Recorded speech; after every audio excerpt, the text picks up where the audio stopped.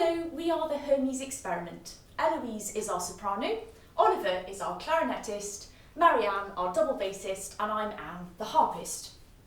You can see each of us individually exploring how to compose for our instruments or voice in our Writing for the videos, which you can find also on our website. In this video, we're going to be exploring how to compose songs for our ensemble. We've chosen 4 songs to use as examples, and before playing an extract from each of these, we're going to explore some of the features that make these songs really successful, including some tips for you in writing your own songs. Just like for our individual videos, there is a handout to go with this video, which includes all the terms and some of the textures and structures that you're going to see in this video. That's also available on our website. Now, if you're thinking, where on earth do I start? Here are some really general things to get you thinking before we plunge into the music. The first thing is this: whatever musical style you're writing in, text is the most important thing in a song. So you could start by finding a text, or you might already have one, that means a lot to you or that you find interesting. It can really be about anything at all. It could be a historical event, a particular person, or a place, or as you'll see during this video, even something as simple as a piece of fruit. Or maybe you're approaching this from a slightly different angle and you actually have a really lovely idea for some music that you'd like to write. In that case, you could write your own words to match the music, or perhaps find some words from someone else that will fit the vibe of the music that you'd like to write.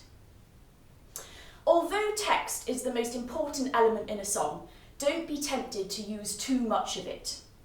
As you'll see in the examples we're going to play for you today, often using a really short bit of text or even just a few words and sounds is the most effective way to write a really good song. And remember, one final thing about text for now: if you're using someone else's words, remember they need to be out of copyright, and see your brief and the handout for this video to double check what that means. The next most important element in a song is the balance between the singer and the accompanying instruments. The first thing to really remember for this is you don't need to have everyone playing and singing all the time at the same time. The singer should definitely have some breaks during the song for stamina, and you might like to explore using the instruments in different combinations to accompany. Or you might, and this is actually a really good idea, like to explore using the instruments on their own, either at the beginning, the middle, or the end of your song. See the handout for some ideas for good structures that work. Finally, before we plunge into the music, remember that as the composer, when you're thinking about the balance of the group, you've got control over the volume settings for each person. So you can imagine the group as a setup on a mixing desk, and just tell us in your music whether you'd like us to play loudly or quietly, and this really helps us to know what you want and to balance the singer. We sometimes call this volume setting a dynamic, and that's just a fancy word for the volume setting for each person at any given time. So the first example we're going to play for you today is a song called Apple, and it's written for the whole ensemble. The words are from a poem by John Drinkwater, and the music was written by Kerry Andrew. This is a really great example of how very simple material is built up to make a really effective piece. The song really is just about apples, so you can use anything you want for your own song. It could be about other fruit, food, places, cutlery, shoes, whatever you want. Your imagination really is the limit with the text. The texture of the song that we're going to play is melody and accompaniment, and it kind of does what it says on the tin. So you have a melody on top and underneath an accompanimental figure. The skylight lets the moonlight sleep, and those apples are deep sea apples of green. And so to break this apart a little bit, you can imagine layering up the materials almost like you would make a cake. So on the bottom of the cake, the base, in this case we have the double bass, playing a sustained drone.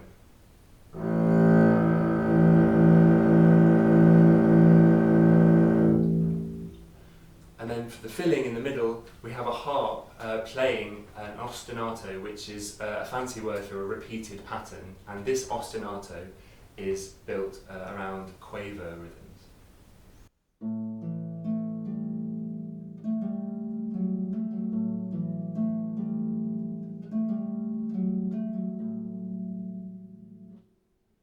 And then on the top of the cake sits the soprano melody, which is quite folky in style. The skylight lets the moonlight in, and those apples are deep sea apples of green. And then for the very last bit, the icing on top of the cake, we have the clarinet playing a melody, and in this instance, Kerry's actually made space for the clarinet to play the melody away from the singer. And again, it's quite a folky tune.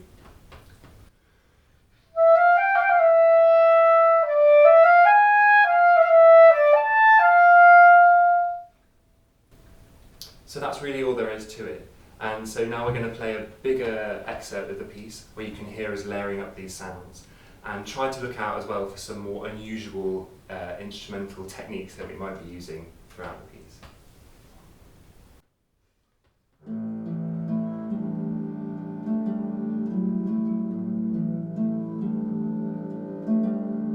The skylight lets the moonlight in,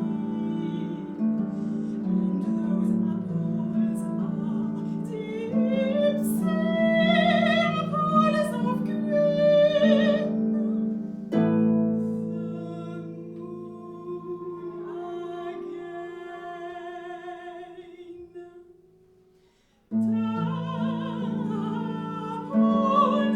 The apples with deep sea.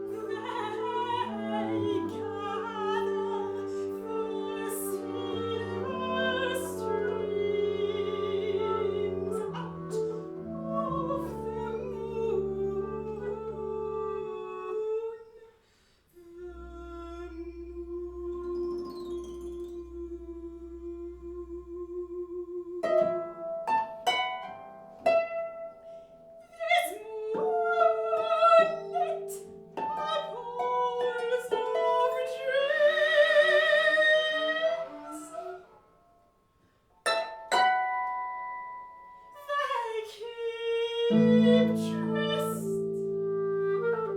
with the moon.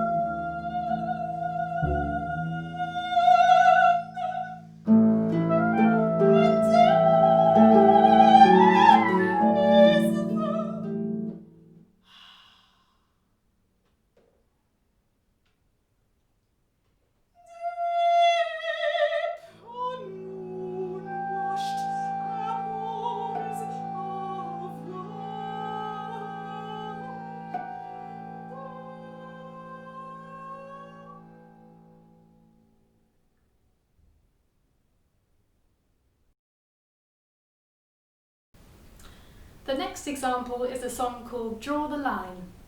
This is a fantastic duet for voice and double bass, though remember in your compositions we'd like you to write for voice and at least 2 other instruments. Draw the Line was written by the composer Ayanna Witter-Johnson in 2020, and she also wrote the text herself, inspired by current affairs. She says, "This song explores the tension between 2 friends from different backgrounds during the current pandemic and the rise of the Black Lives Matter movement." Like in our first piece, we've got a repeating pattern or ostinato, this time on the double bass. This is also called a riff in other musical styles, so here is a section of the riff in E minor.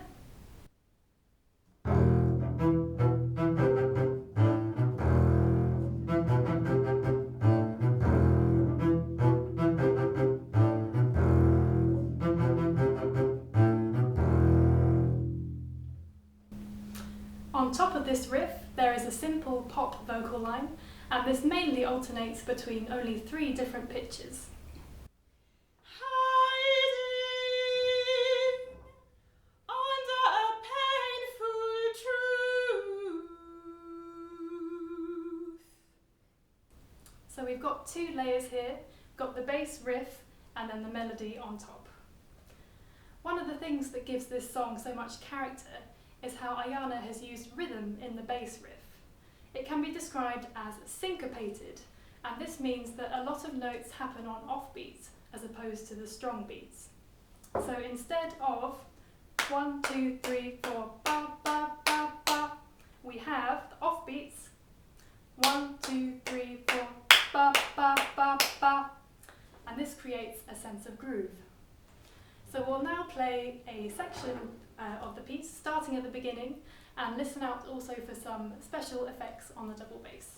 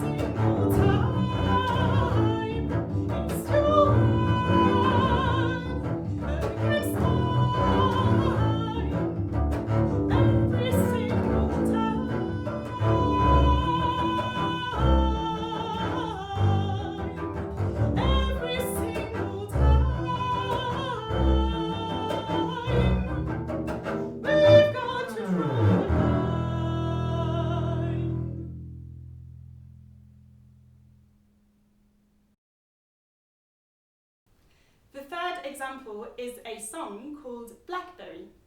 It belongs to the same collection of fruit songs as the first example, Apple, and this song is written for harp, double bass and voice. The text is taken from a poem by George Baring and the music is by Kerry Andrew. Again, this is a brilliant example of simple subject matter. It's all about fruit again. And it's also a really good example of using a very short text. There is only one sentence to use throughout this whole piece, and here it is.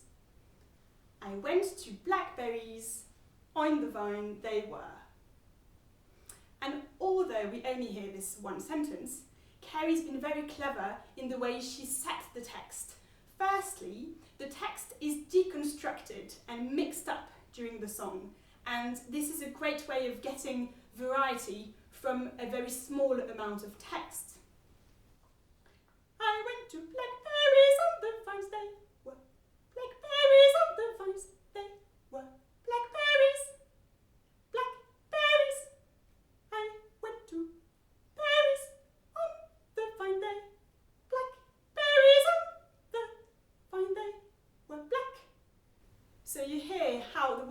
repeated. For instance, the word blackberries come back a few times, and also the order in which the words appear keep changing, and this creates a really fun and upbeat atmosphere. The other feature in this piece, which is really interesting and fun, is the use of vocal percussion, or beatboxing, if you like. So what Kerry's done is she deconstructed the words themselves and found interesting sounds that could be then transformed into beatboxing. So if you take the word blackberries, you obviously have some vowels, but you also have some consonants. So we've got the B at the beginning of blackberry, B. Then you've got the K in the middle. Then you've got the rolled R, which if you extend it, sounds like. And finally, the S at the end, blackberries, or you can make it a S sound. And so, it sounds like this in the piece. I black on the were berries, fun they black on is.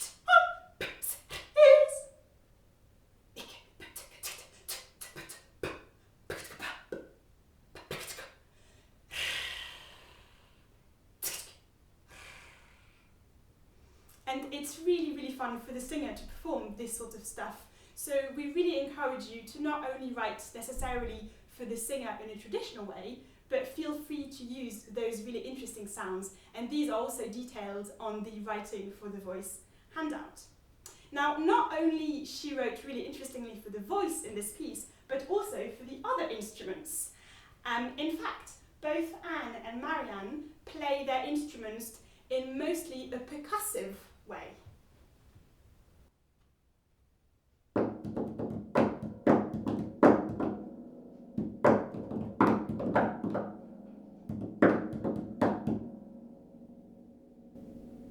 So now we're going to perform the whole song for you to see how all these features work together.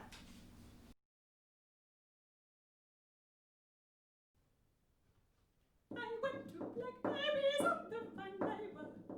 Blackberries on the fine day were. Blackberries. Blackberries. I went to Blackberries on the fine day were. Blackberries on the fine day were. Blackberries. Blackberries. I went to berries on the fine day. Blackberries on the fine day were black. I black were berries fine day.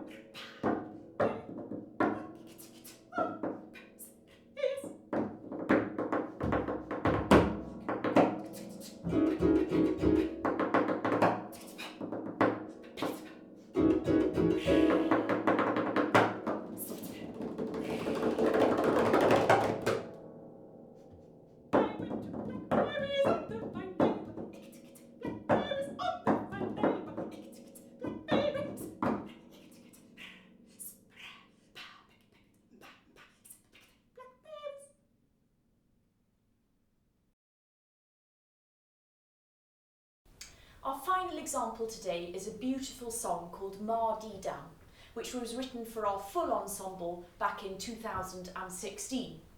The text for this song is by Rahi Moyeri, and the music is by Soosan Lolavar. This piece takes inspiration from Iranian culture. The text for the song is an Iranian poem, and it's also another really great example of a very small amount of text being used very successfully for a song. The text is as follows. Mâh Didam, جوی زیبای توام، اومد بیاد.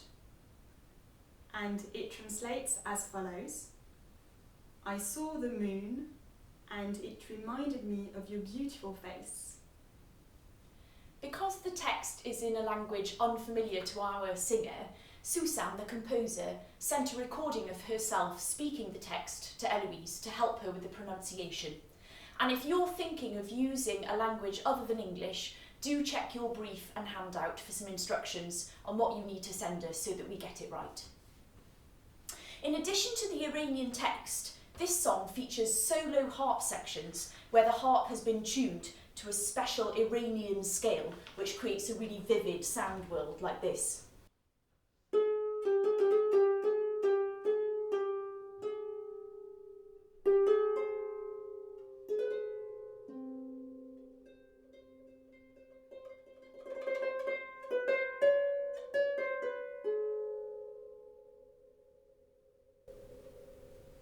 It's also a really great example of how you don't always have to use all the instruments together.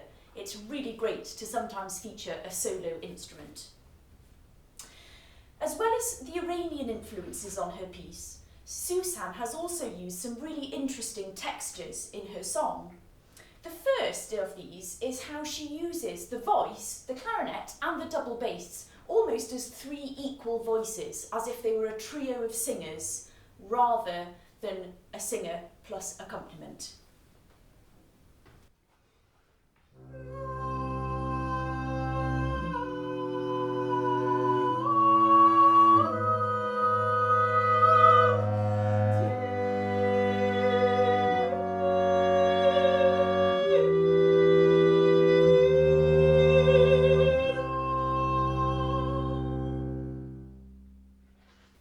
Soosan then creates a really contrasting B section, which is louder, faster and much more energetic. And do check the handouts for some ideas on how to use contrasting sections to structure your piece. This music is really dance-like and rhythm is the main feature. Because Soosan wanted our ears to be drawn to the rhythm, at the beginning the instruments actually only play Cs for a really significant number of bars.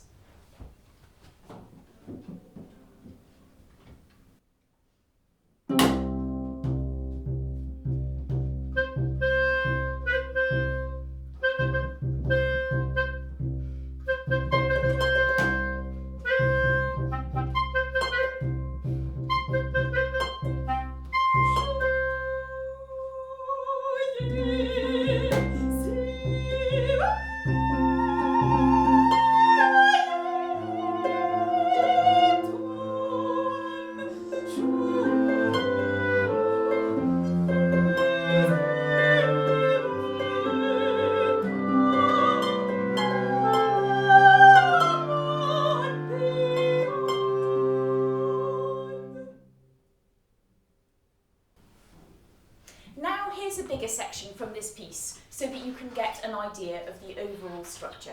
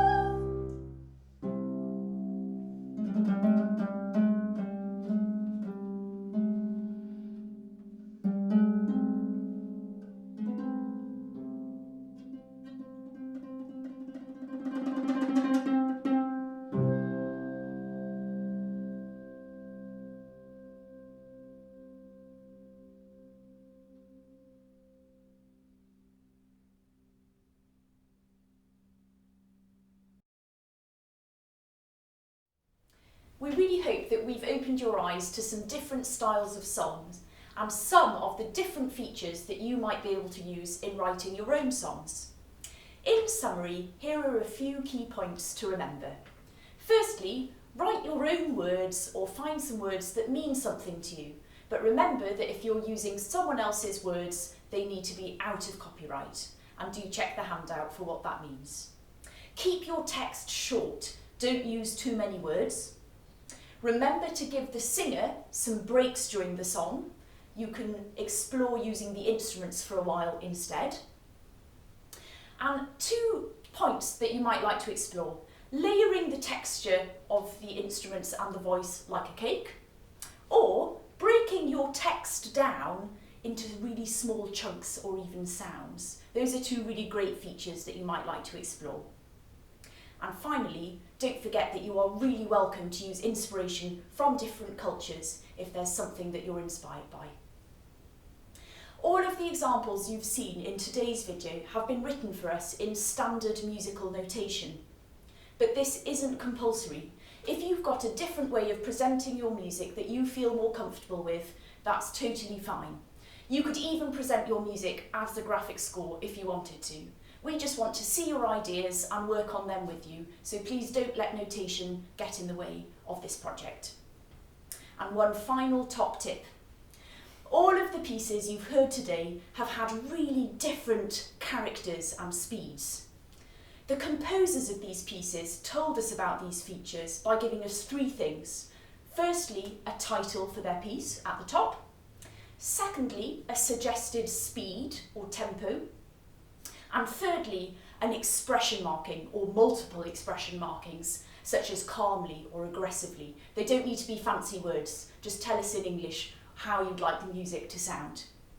This is a brilliant way to help us bring your composition to life in exactly the way you're imagining it, however you've notated your work. Good luck with the composing.